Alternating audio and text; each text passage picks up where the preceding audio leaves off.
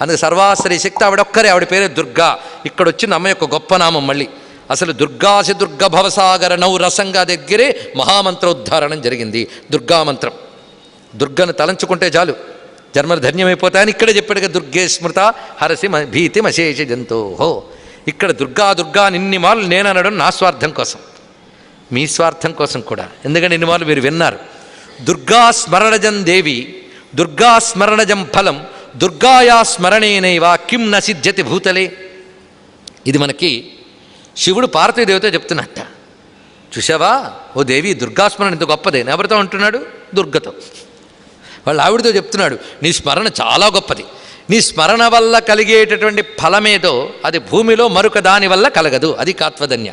మరొక శాస్త్రంలో ఉన్న వాక్యం చెప్తున్నా. అంతేకాదు, అయ్యో మేము వైష్ణవులం అయిపోయామండి, దుర్గ గొప్పదన్నారే, మరి మేము ప్రార్థించచ్చా అంటే, శైవోవా వైష్ణవోవాపి శాక్తోవా గిరినందిని భజేద్దుర్గాం స్మరేద్దుర్గాం యజేద్దుర్గాం శివప్రియాం. నువ్వు శైవుడివైనా వైష్ణవుడివైనా శాక్తేయుడివైనా దుర్గని భజించు, దుర్గని స్మరించు, దుర్గని యజించు. ఆవిడ ఎవరు? శివప్రియాం. శివప్రియ అయినా అమ్మ అందరికీ దిక్కే. గుర్తుపెట్టుకోండి. చిత్రమైన విషయం ఏంటంటే, ఆ మధ్యవరో పాపం వైష్ణవాచార్యులు బయలుదేరి ఒక ఆవిడ విష్ణు సహస్రం చదువుతుంటే, నీ పేరు ఏమిటంటే దుర్గా అని చెప్తే పేరు మార్చుకునిరా అన్నట్టండి. ఇది నిజమైన వైష్ణవం. ఇది చెప్పదు. కానీ ఇలాంటి కుత్సితమైనది ఆచార్య స్థానంలో కూర్చొని మన సనాతన ధర్మాన్ని దెబ్బతీస్తోంది. ఇటువంటివన్నీ కూడా జగద్గురువుల యొక్క కరుణ చేత తొలగుగాక అని ప్రార్థన చేసుకుంటాం మనం. అవునా లేదా? ఎందుకంటే ఈ కృష్ణుడే చెప్తాడు సరిగ్గా భాగవతంలో పోనీ అదేదో దేవి భాగవతంలో చెప్తారంటే వాళ్ళు ఒప్పుకోరేమో. భాగవతాన్ని ఒప్పుకుంటారు కదా. ఆ భాగవతంలో కృష్ణుడు చెప్తాడు, దుర్గా అని, కృష్ణ అని, కుముదిని అని, మాధవి అని నిన్నెవరు స్మరిస్తారో వాళ్ళకి సర్వదరిద్రములు తొలగిపోతాయి, గ్రహములన్నీ అనుకూలిస్తాయి అని ఆయన భాగవతంలో చెప్తాడు. దశమస్కంధంలో చూసుకోండి వెతికి. ఆయన చెప్పిన మాట కాదంటే, అలాగా ఇతర దేవతా ద్వేషాన్ని వ్యాపింపజేసే వాళ్ళని వైష్ణవులు అనరు. విష్ణువుకు మొట్టుకే వేస్తాడు వాళ్ళని. ఇక్కడ వైష్ణవుడు అంటే అంతటా విష్ణువుని చూసేవాళ్ళు వైష్ణవులు, అంతటా శివుణ్ణి చూసేవారు శైవులు. అంతటా చూసినప్పుడు వారిలో కూడా అదే చూస్తారు కనుక వాళ్ళ భేదం అనేది ఉండదు. ఇది గుర్తుపెట్టుకోండి. భేదం ఎక్కడ కనపడినా ఇంకో కొన్ని జన్మలెత్తాలి. అజ్ఞానం అంతరించే వరకు జన్మిస్తూనే ఉండాలి. దేవతా భేదం చూపించడం ఒక అజ్ఞానం. అందుకని శైవోవా వైష్ణవోవాపి. అంతేకాదు వైదిక మార్గంలో ఒక పద్ధతి ఉన్నది. సంధ్యావందనం చేయండి ఏ జపం చేయడానికి లేదు, వైష్ణవుడికైనా శైవుడికైనా. సంధ్యావందనలు ఉపాసింపబడేది ఎవరు? శబ్దాత్మిక శివమలర్గజుషాం నిధానం త్వం వేదజననీపరా. ఆవిడే కదా. ఆవిడ దయలేంది ఏదీ లేదు. అందుకే ఎవడైనా సరే అమ్మనే ఆశ్రయిస్తున్నాడు. దుర్గాం శివాప్రియాం ఆశ్రయే.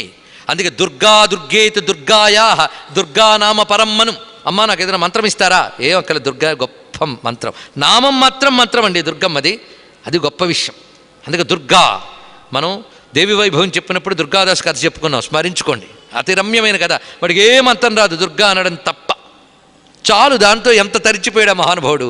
గాజుల మలారంతో తిరిగేటువంటి దుర్గాదాసు దుర్గానామంతోనే తరించిపోయాడంటే ఎంత గొప్పదది. కథ మళ్ళీ చెప్పక్కర్లేదు, మీ అందరికీ తెలిసిందే. అంత దివ్యమైనటువంటి దుర్గానామం. దుర్గా అనే నామం అంత గొప్పదండి. అందుకే దుర్గానామంతో ఎన్ని రకాల ప్రయోగాలు చేయొచ్చో. శ్రీ దుర్గాయై నమః ఒక మంత్రం. ఎప్పుడైనా ఎటువంటి కష్టం వచ్చినా ఇది అనుకోవాలట. అందుకే మహానుభావుడు అనిరుద్ధుణ్ణి బాణాసురుడు నాగపాశాలతో బంధించి వెళ్ళిపోతాడు. నాగపాశం అంటే తాళ్ళు కావండి, మంత్రశక్తి అది. నాగపాశ బందీకృతులైన వాడికి అన్నీ స్తంభించిపోయే లోపల ఇంద్రియములన్నీ కూడా అలా శిలావత్ అయిపోయాడు అతను. గతి ఏంటో తెలియట్లేదు. ఎలాగూ స్తంభింపబడి ఉన్నాడు కనుక ఎవరి మానాన్ని వాళ్ళు విశ్రాంతి తీసుకుంటున్నారు. ఆ గదిలో అలా బాధపడుతున్నాడు. నిజంగా తానేమీ భయంకరంగా రాలేదు. ఆ ఉషాదేవే తన యోగశక్తితో తెచ్చింది అతన్ని చిత్రలేఖ సహాయంతో. ఇప్పుడు బంధింపబడ్డాడు. ఇప్పుడు గతి ఏమిటి? నారదుల వాళ్ళు వెళ్ళేట. ఆయన యోగశక్తి స్వరూపుడు కనుక అని తిన్నగా ఆయన దగ్గరికి వెళ్ళి, ఏం భయపడకు, భయం కలిగితే అమ్మని తలంచుకో. ఎప్పుడూ కూడా ఇది ప్రతి వారు ఈ మాట గుర్తుపెట్టుకోండి. అసలు లోకంలో కూడా మన జీవుడికి తెలుసు భయం కలిగితే అమ్మని అనుకోవాలని. మన జీవుడికి తెలుసు. 90 ఏళ్ళు వచ్చిన ముసలాడికి కూడా గట్టిగా కొడిగితే అమ్మా అని ఏడుస్తాడు. అంటే జీవుడికి తెలుసు బాధ కలిగితే అమ్మా అని అనాలని. ఏ అమ్మా 90 ఏళ్ళప్పుడు నిన్ను కన్నమ్మ ఉందా? లేదు. మరి ఎవరిని ఉద్దేశించి పిలిచావు? ఎన్ని జన్మల్లో తల్లులు మారని తల్లి ఒక్కరున్నారు.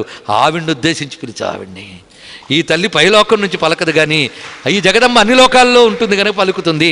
కనుక ప్రతి జీవుల్లో వాడికి తెలియకుండానే అమ్మా అనే స్మరణ ఉన్నది. ఆ అమ్మా నడిచిన ప్రతిసారి ఈ అమ్మని తలంచుకోండి చాలు. అందుకే ఆపది కిం కరణీయం స్మరణీయం చరణ కమలమంబాయ. స్మరణ మాత్రం చేత సంతృప్తురాలే దుర్గా. అందుకే దుర్గమాయమ్మ అంటే చాలు. ఇచ్చుత మహత్వ కవిత్వ పటుత్వ సంపదలు ఆ తల్లి. అది దుర్గా. అందుకు దుర్గానామ పరం మనుహు. దుర్గా అనేది పరమమైన మంత్రము. అందుకే శ్రీ దుర్గాం దేవీం శరణమహం ప్రపద్యే ఇది మంత్రం చేసుకోగలిగితే ఇవాళ మనకు జగద్గురువులు నన్ను మిషగా తీసుకుని ఇక్కడ మైకంతో నేనంతా, మైకు ద్వారా నా కంఠం వింటే నా ద్వారా గురువుల కంఠం ధ్వనిస్తోంది, నాదేమీ లేదు. కనుక మీకు నాకు కలిపి గురువుగారు మంత్రం ఇచ్చారనుకుంటే శ్రీ దుర్గాం దేవీం శరణమహం ప్రపద్యే, ఇంతకు మించిన మంత్రం లేదు. ఎటువంటి పరిస్థితులైనా దీన్ని నిరంతరం మననం చేసుకుంటే తల్లి చక్కకుండా చూస్తుంది. ఎందుకంటే ఈ మంత్రం మీరు నేను సృష్టించింది కదా, వేదంలో అది. దుర్గాం దేవీ గుం శరణమహం ప్రపద్యే సుతరసితరసే నమః. దేవీ గుమ్ అనక్కర్లే మనం, ఇక్కడ వేదంలో అది స్వరం. దుర్గాం దేవీం శరణమహం ప్రపంచే, ఇందుకు మించిన మంత్రమే ఉందండి. ఆ దుర్గంను నేను శరణు వేడుతున్నాను. ఆవిడే శరణ్య అంటే దిక్కైన తల్లిని దిక్కును పట్టుకుంటున్నాను అంటే తెలివైన వాడిని. ఏ దిక్కో దాన్ని పట్టుకున్నాను. అందుకే అమ్మ అంటే దిక్కైన తల్లి. అందుకే దుర్గానామానికి నేను ఒక అర్థం చెప్పుకున్నా, ఏమని? తరింప జేయునది దుర్గా. తాం దుర్గాం దుర్గమాం దేవీం దురాచార విఘాతినీం నమామి భవభీతోహం సంసారార్ణవతారిణీం. మామూలుగా కష్టాల నుంచి దాటడం కాదుట. ఈ కష్టం నుంచి దాటడం అంటే ఈ తరంగం నుంచి దాటడం. అసలు సముద్రం నుంచే దాటగలిగితే, సంసారం అనే సముద్రం నుంచే దాటించేది ఆ తల్లి. అంత గొప్ప తారిణీ శక్తి మరొకరు లేరు. ఆవిడొక్కరే ఆ తారిణీ శక్తి, దాటించే శక్తి. తారకం అంటే మోక్షం, అది ఇవ్వగలిగేది. అందుకే సుతరసితరసే నమః. ఎలా దాటిస్తుంది నిన్ను దురితముల నుంచి అంటే నావే వసింధుం దురితాద్యగ్ని. దుర్గా సూక్తం అంతా కూడా మీకు ఈ తారిణీ శక్తిని చెప్తుంది. మొదటి నుంచి కూడా చూడండి ఇక్కడ, నావేవ సింధుం దురితాద్యగ్ని. ఒక నావ ఎలాగైతే ప్రవాహం నుంచి బయటపడేస్తుందో నిన్ను దురితముల నుంచి, అంటే దురితం అంటే భరించలేనివి, భరించలేని వాటి నుంచి బయటపెట్టేస్తుంది దుర్గమ్మ. అందుకే ఆ నామంలో ఏమన్నా అంటే దుర్గా అని దీర్ఘం ఉంది అక్కడ. ఈ ఆ అనే చివరి మాట హంతృవాచకం అన్నారు ఇక్కడ, హరించునది అని అర్థంట. ఏవైతే దుర్గతులో వాటిని హరించుతుంది కనుక దుర్గా అని అన్నారు ఇక్కడ. దుర్గతులను హరించినది. ఇక్కడ దుర్గ శబ్దానికి అర్థం చెప్పుకుందాం. ఎందుకంటే ఒక మంత్రం జపించడం ఎంత గొప్ప విషయమో అర్థ వివేచన చేయడం అంతకు 1000 రెట్లు ఫలితం. ఇది గుర్తుపెట్టుకోలేదు, నేనన్నమాట కాదు.